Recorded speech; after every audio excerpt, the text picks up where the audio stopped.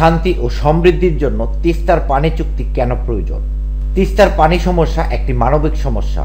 এর সমাধান হলে কেবল পানি সমস্যার সমাধানই যে হবে তা নয়, এটি দুই দেশের জনগণের মধ্যে বিশ্বাস, আস্থা, সম্প্রীতি ও সৌহার্দ্য বৃদ্ধির সহায়ক হবে। বিশ্ব পানি দিবসে তিস্তার পানি চুক্তির অপরিহার্যতা নিয়ে লিখেছেন গোলাম রসুল। মানব সভ্যতার বিকাশ, সমৃদ্ধি ও বিবর্তনে পানি অঙ্গাঙ্গিভাবে জড়িত। পানির একটি বৈশিষ্ট্য হচ্ছে পানি নিচের দিকে গড়ায় এবং দেশের রাষ্ট্রীয় বা প্রশাসনিক সীমানা মানে না, এক দেশ থেকে আরেক দেশে চলে যায়। বর্তমানে বিশ্বে আনুমানিক 260টি আন্তর্জাতিক নদী রয়েছে। বিশ্বের প্রায় 40% লোক এই আন্তর্জাতিক নদীগুলোর অববাহিকায় বসবাস করে। প্রাগৈতিহাসিক কাল থেকে পানি বিভিন্ন জাতি, গোষ্ঠী ও দেশের মধ্যে দ্বন্দ্ব, বিবাদ এবং যুদ্ধ বিগ্রহের কারণ হয়ে দাঁড়িয়েছে। এমনকি খ্রিস্টপূর্বাব্দে 2500 সালের সুমেরীয় শহর লাগাস এবং উম্মার মধ্যে টাইগ্রিস নদীর পানি নিয়ে বিরোধ বাধে।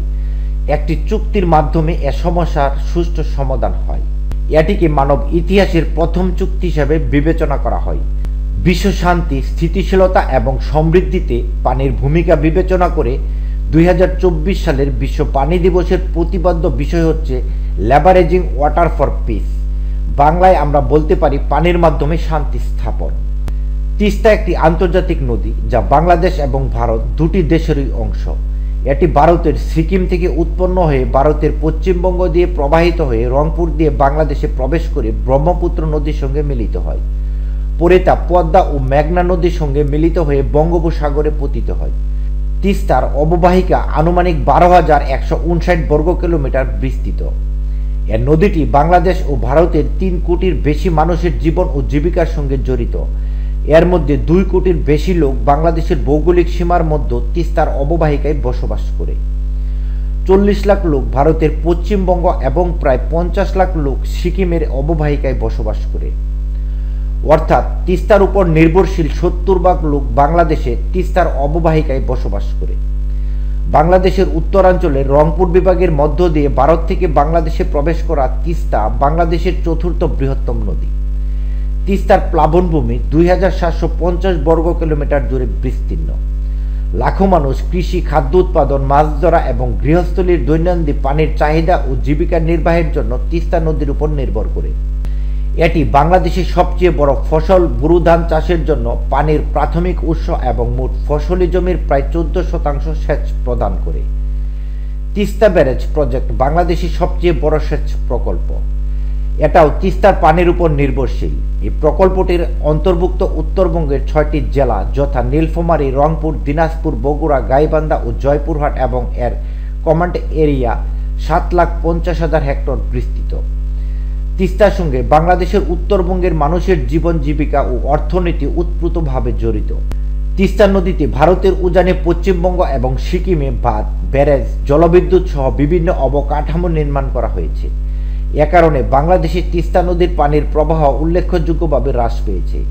এই অবকাঠামোগুলো তিস্তার উজানে পানির চাহিদা পূরণ করছে, কিন্তু তা ভাটিতে বাংলাদেশ অংশে তিস্তা নদীতে পানির প্রাপ্যতা দারুণভাবে হ্রাস করেছে।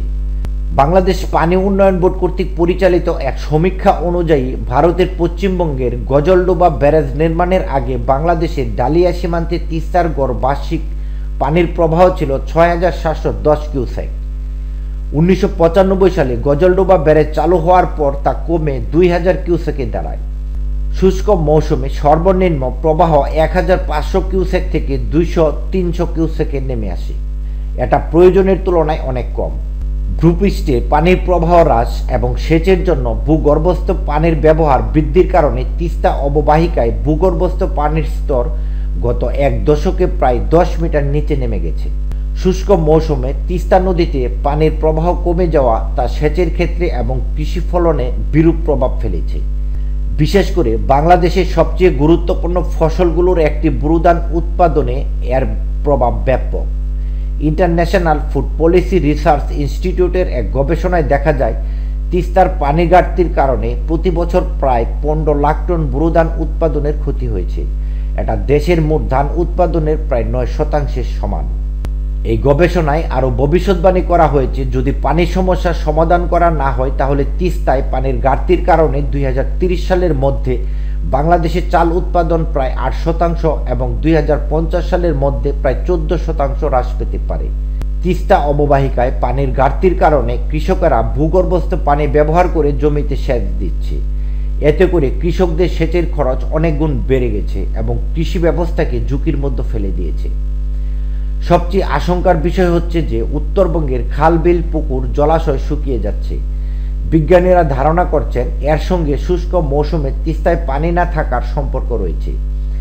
দীর্ঘদিন ধরে এই অবস্থা চলতে থাকলে তা ভবিষ্যতে পুরো উত্তরবঙ্গের পরিবেশের ভারসাম্য নষ্ট হতে পারে।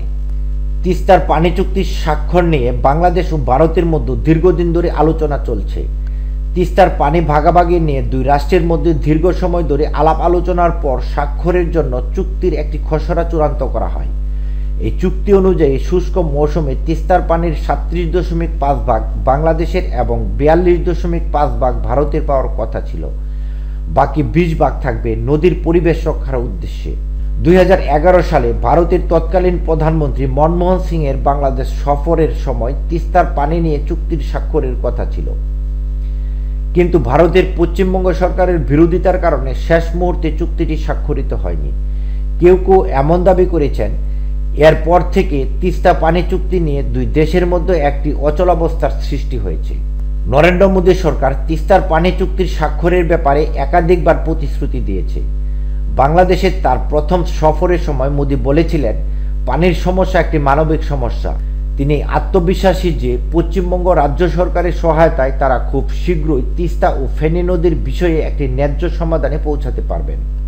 তিস্তার সঙ্গে বাংলাদেশের উত্তরবঙ্গের মানুষের জীবন জীবিকা ও অর্থনীতি ওতপ্রোতভাবে জড়িত।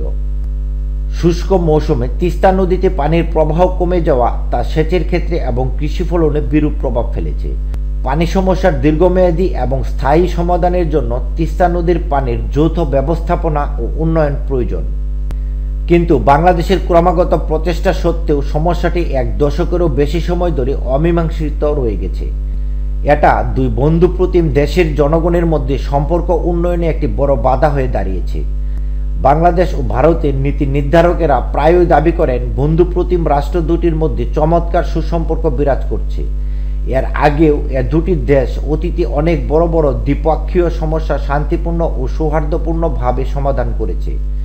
ভারত ও বাংলাদেশ 1996 সালে গঙ্গা নদীর পানি বন্টন চুক্তি স্বাক্ষর করে, যা শুষ্ক মৌসুমে গঙ্গা নদীর পানি বন্টন নিয়ে দীর্ঘদিনের বিরোধের অবসান করে।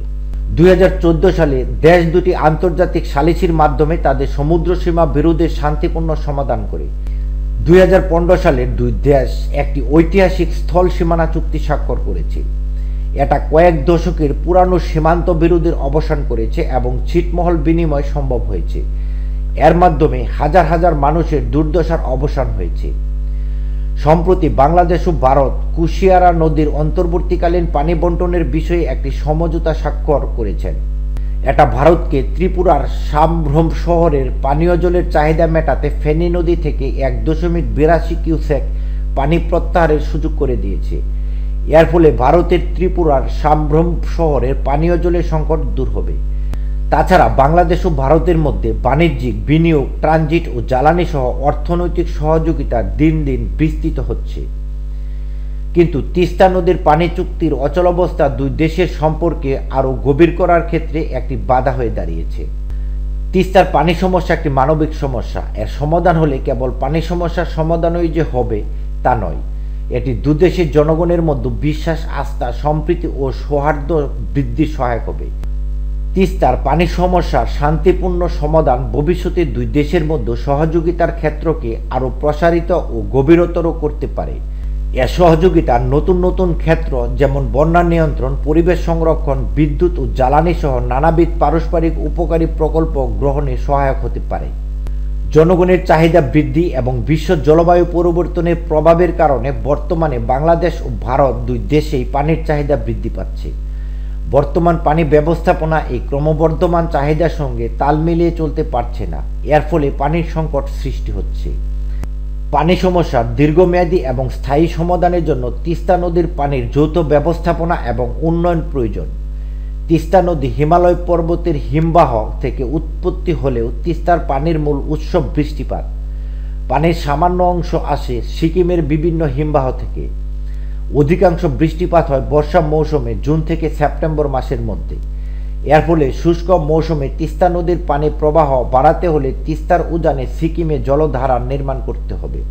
এভাবে বর্ষা মৌসুমে পানি ধরে রেখে তা শুষ্ক মৌসুমে দুই দেশের সম্মতিতেও ও পারস্পরিক লাভজনক ক্ষেত্রে ব্যবহার করা প্রয়োজন।